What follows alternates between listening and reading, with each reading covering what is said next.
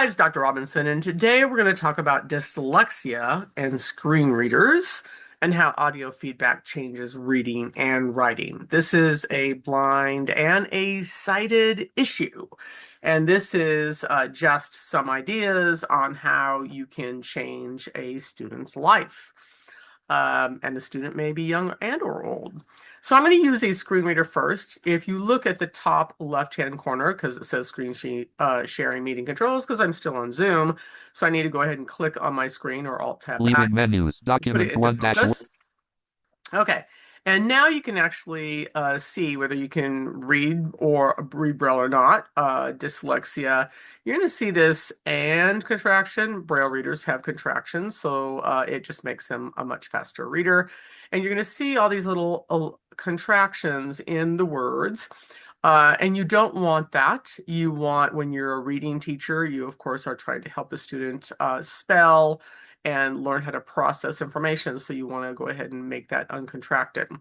So that's just something visually you can get a quick a bit of information about. So when you're helping the screen reader user and they forget that, you could say, hey, go ahead and make that uncontracted.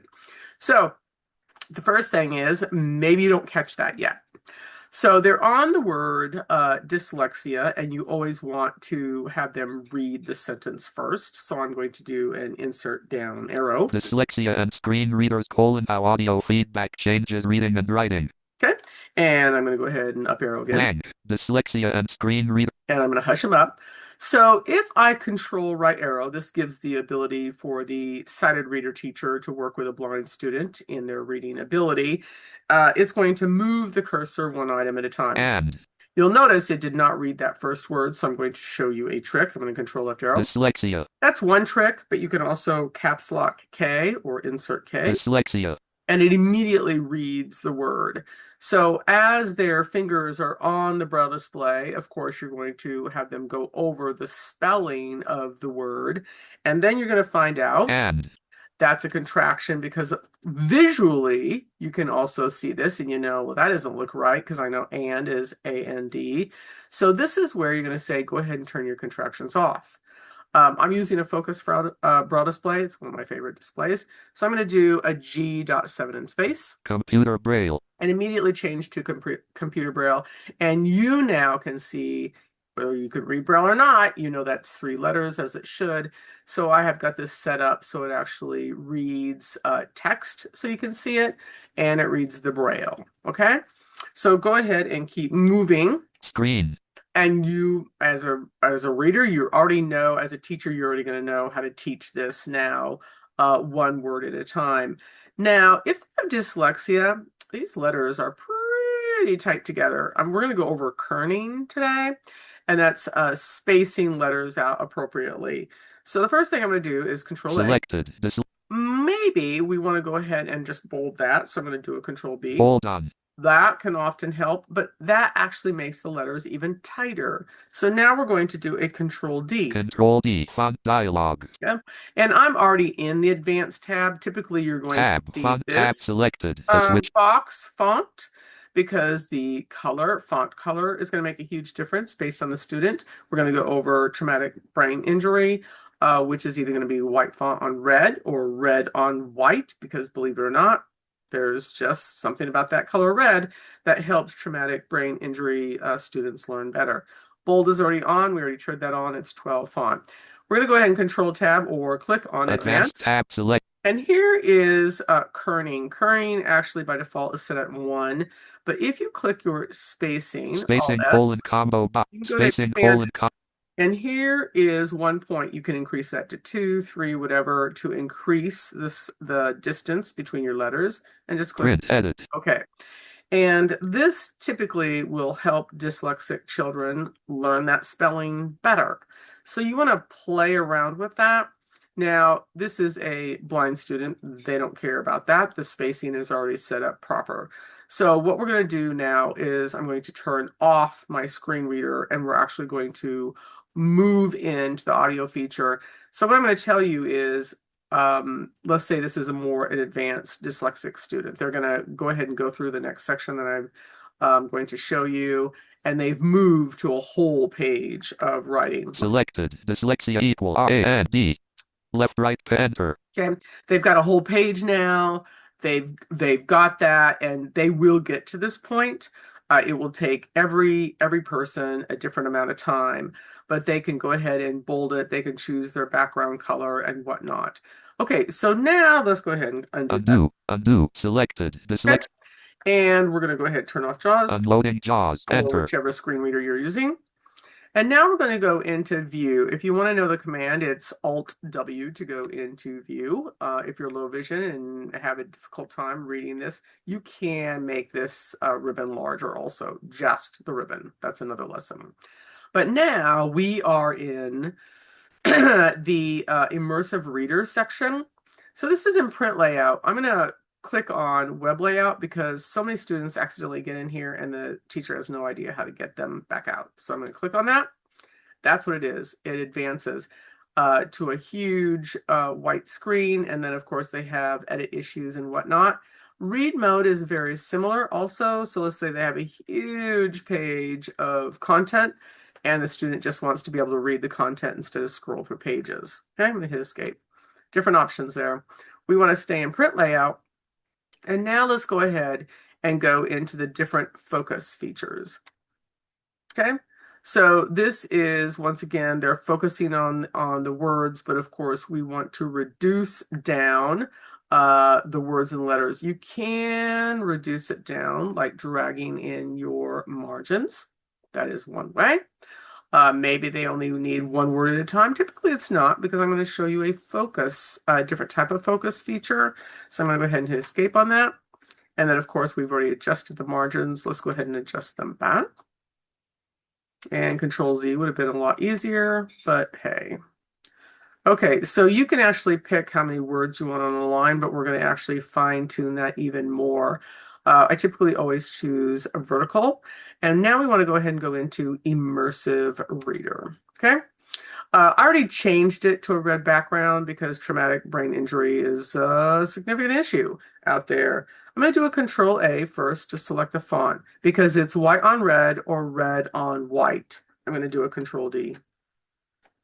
So the first thing we want to do is go to the font. Control Tab will immediately take you back there. I want the font color to be white. And you're just going to pick white. And you're going to click OK. And now we have white. So let's say we want to line focus. You want to change your lines, and here's your column width, which makes it even faster. This is very narrow. This is where you're going to start for a beginner with dyslexia. And now we want to go to line focus, and you want one line. So the child can focus on one line. We're going to go in Control Home. Okay, so you're on dyslexia, but it's the audio feature that you want to focus on. You can either do a Control A and you can increase the size. I'm just doing Control Shift greater than. And you want to teach the student that so they can make it larger also if they want to. And what I'm going to do now, let me click off of this, is show you where the page color is. So the page color, I've already selected the bright red. You can go into more colors. So you want to play around with the colors based on your student and what fits them the best. So now the next feature is you always want to combine it with audio. The advantage of audio for the blind student, they have the braille display, so they're hearing it. And it actually becomes a teacher, which is really quite incredible. I'm going to click on Read Aloud. Dyslexia and screen readers. How audio feedback changes reading and writing. Okay, so now we actually have this on the right-hand side, the audio. This will always previous Dyslexia and screen readers. How audio feedback changes reading. Pause. And you can have different voices reading this, but once again, you may need to change the speed, especially at first, because a sighted child's going to want to look and see at the same time. So let's go ahead and just slow this down. We're going to change from female to male, so you want to adjust that to what the student likes the best. And then we're going to go ahead and read this again. Dyslexia and screen readers. How audio feedback changes reading and writing. So this gives the reading teacher the option to change speed, Of course, you want to show the student where this is, and the student can adjust it. And actually, it's based on the time of day. Most students do much better early in the morning, some don't. And then as they get tired, it gets worse. So they want to know how to slow it down, speed it up. And the voice makes a huge difference also. So you can adjust as they advance in the dyslexia. So maybe now it's just narrow, and you can have different words. If you want them to move one word at a time, you can just have control right arrow. Unfortunately, it doesn't read when they do that, but this is more advanced. They're advancing so they can read themselves. You're going to say dyslexia and screen readers. Okay. So that is one option. They're going to continue to advance on the column width. We're going to go ahead and go moderate. Let's go on line focus. Once again, they're advancing. So now maybe they do 3 lines. I don't have 3 lines here, so I'm going to quickly make 3 lines. Control A, copy, go in here, enter, and paste, and control home. And so now we've got 3 lines of focus. Once again, you're talking a sequence of order. This might take all year for the child to get this. It might take 2 years. Once again, everybody learns at a different speed. But let's go ahead and read this now. Dyslexia and screen readers. How audio feedback changes I'm reading going to kind and of pause because if they're by this stage, they probably want it much faster than that.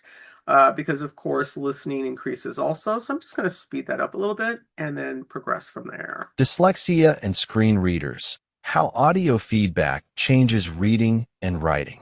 Okay, so let the student go through, pick their colors, pick their font. You, of course, will help them through that. What's also wonderful about this immersive reader is there's always a section in as they're learning English for syllables. They can actually click the syllables and actually see where the syllables are, because one of the biggest questions are, how many syllables are there in the word dyslexia? Well, guess what? They can put the syllables in there and they will know, oh, it's 3, so I need to pronounce that dyslexia. So that's also another incredible, wonderful feature. So play around with this. Audio changes the lives of dyslexic students. It is just absolutely life-changing. And of course, they can, if JAWS user, insert down arrow. If they just need to listen to a whole bunch of content, you can do the same thing in Immersive Reader.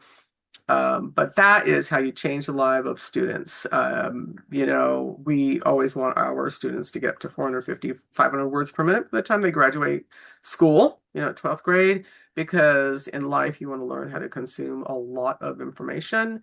And it's just adds to all the elements of great learning.